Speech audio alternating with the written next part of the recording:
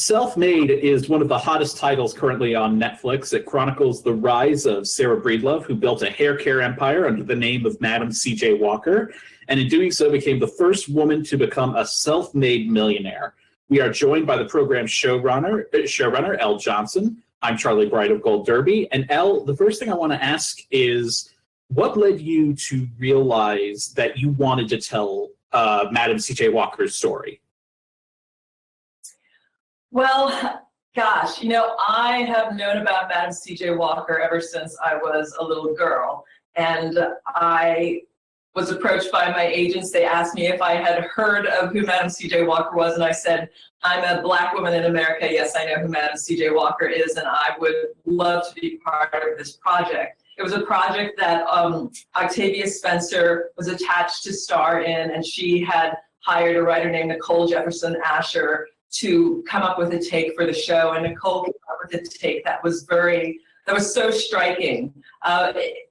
In terms of doing a biopic, the take that Nicole had kind of broke out of that format in a way, and used magical realism and just had a different approach to telling the story of this iconic historic figure.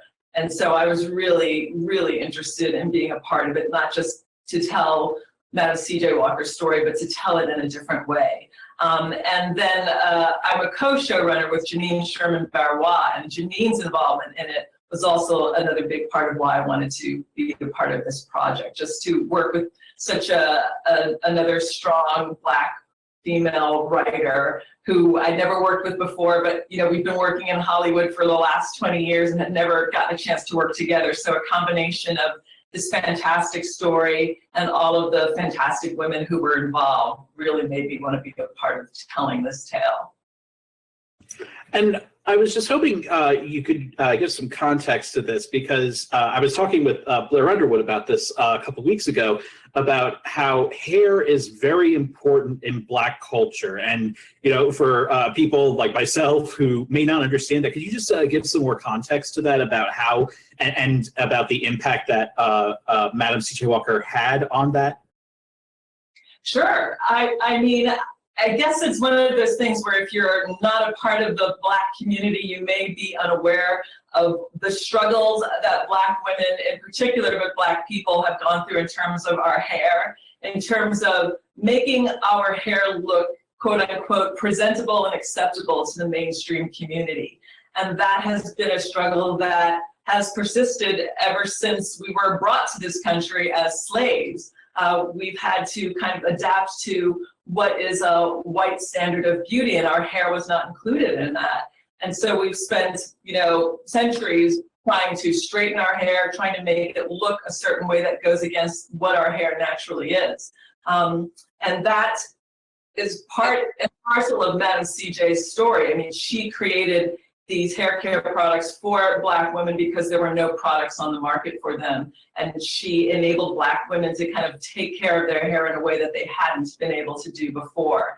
And she helped to create this billion-dollar industry that exists today. But part of what was so amazing about Madam C.J. and her journey as an entrepreneur and a businesswoman and creating these products is that she not only helped Black women to do their hair, to make their hair healthy, but in doing so, she created an industry that also enabled them to work outside of being domestics, to get them out of kind of menial jobs and to put them into jobs where they were saleswomen or hairdressers and salon owners. And so she uplifted Black women in so many different ways through these hair care products that were just so essential to Black women having a stronger sense of self, a better self-identity.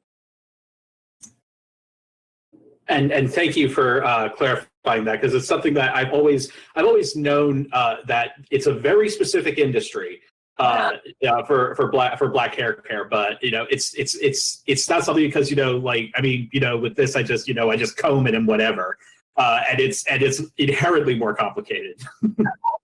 Well, I just put some water in mine and whatever now too. I mean, I have had my own kind of hair journey by being on Madam C.J. Walker and working on this show.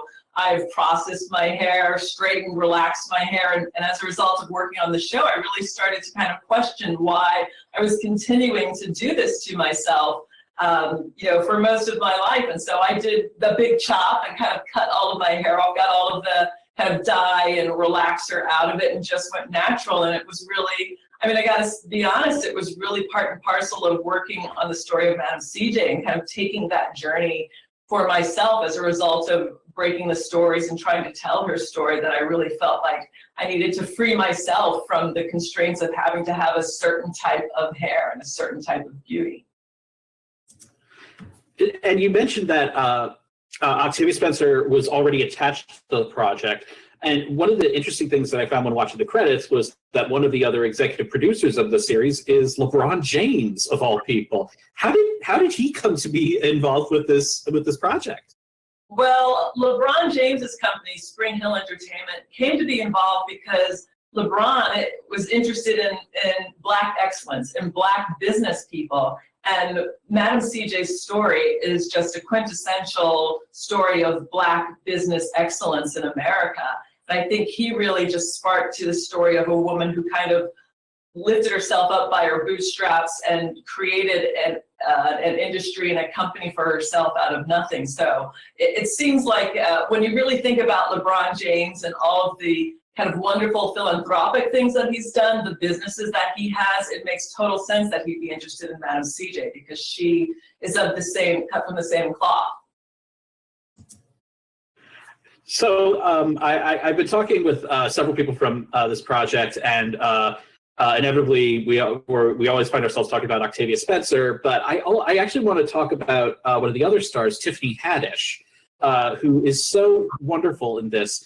I'm wondering how much truth is there in how Lelia is portrayed in the series? Because I know sometimes you might take a creative license with certain things, but I'm wondering how much of that comes from actual record. Well, Lelia, the woman Lelia, was married 3 different times, and we kind of compressed her storyline. She didn't actually start having relationships with women until after Madam CJ had passed. But, that was a part of her character in terms of exploring who she was and really figuring out who she was.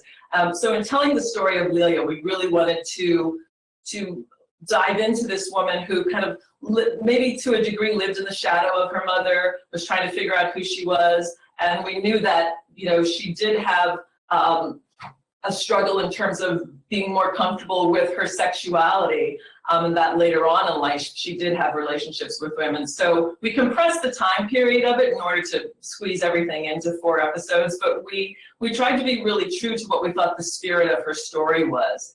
And we worked a great deal with Alelia Bundles, who is Madam CJ's great-great-granddaughter, and talked to her about exploring this side of Lelia as a character, and really try to, to take from her things that she knew that necessarily weren't in the book, and as she's writing another book about Lelia, but get from her kind of insights into her character a little bit more.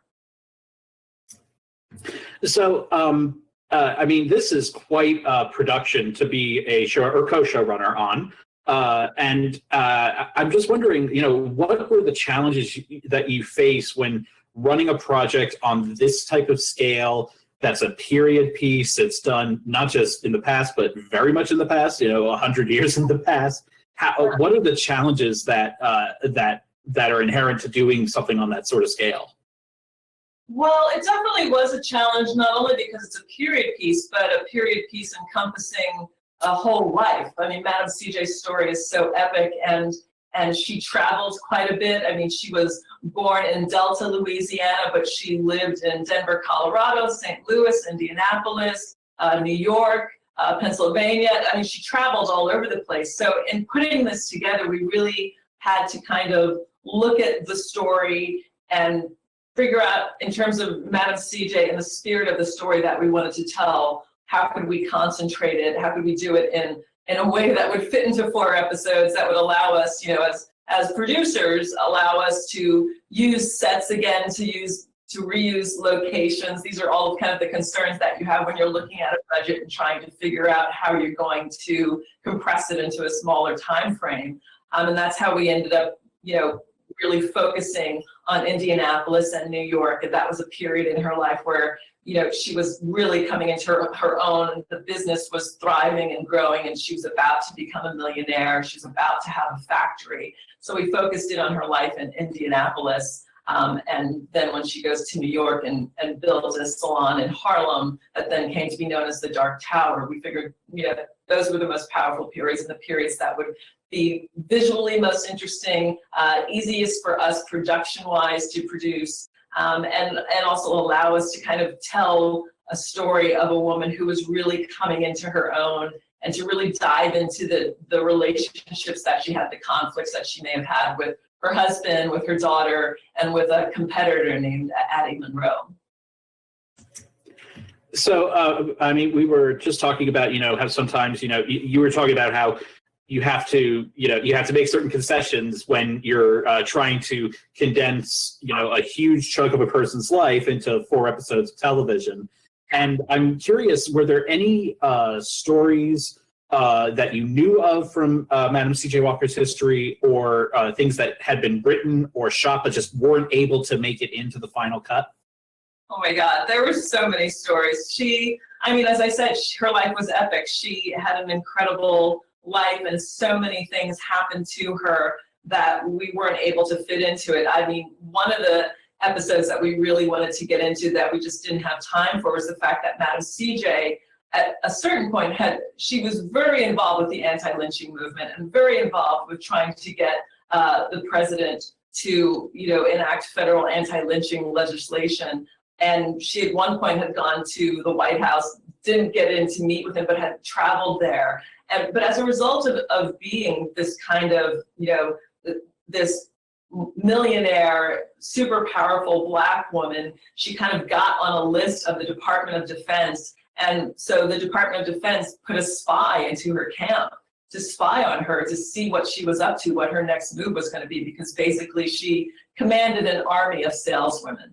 And so she was spied on by the government, and a lot of the letters that spy had written back to the people at the Department of Defense were used by Amelia Bundles in her book. That's how we know that she was spied on, because she was able to get those letters and figure out that that was what was happening to Madam. But there were many stories like that about her. Just, she had this incredible life. You know, she was a philanthropist. She had at one point gotten involved with building a YMCA in Indianapolis, and she was one of the biggest donors to that institution. I think she made a $5,000 donation to get that building built for Black men. And that story was another story that we really tried to figure out how to get into the 4 episodes. We just didn't have enough space for it. But there were many things like that about Madam CJ that we wished we could have done.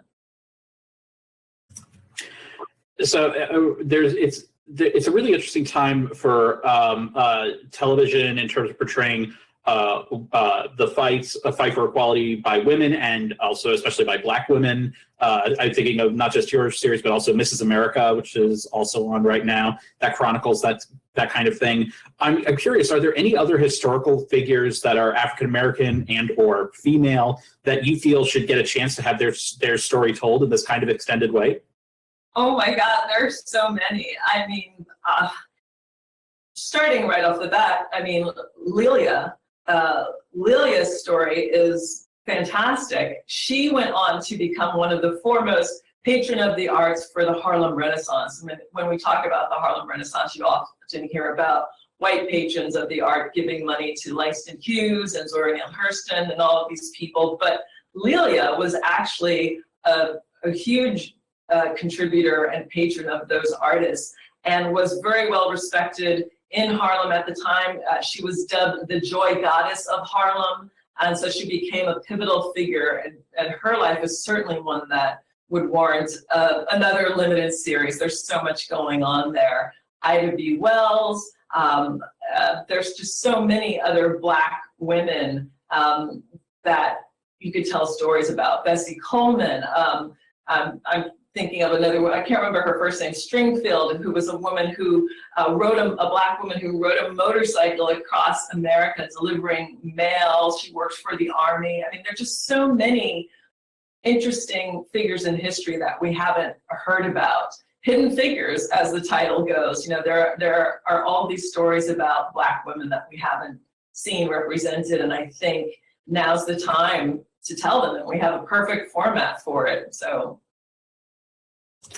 well, Elle, thank you so much for joining us today. We wish you all the best during this Emmy season. And to all of our viewers, make sure to like this video and subscribe to our channel to ensure you stay up to date on everything that's going on. And don't forget to go to goldderby.com, make your predictions, and see if you outsmart the biggest prognosticators in Hollywood.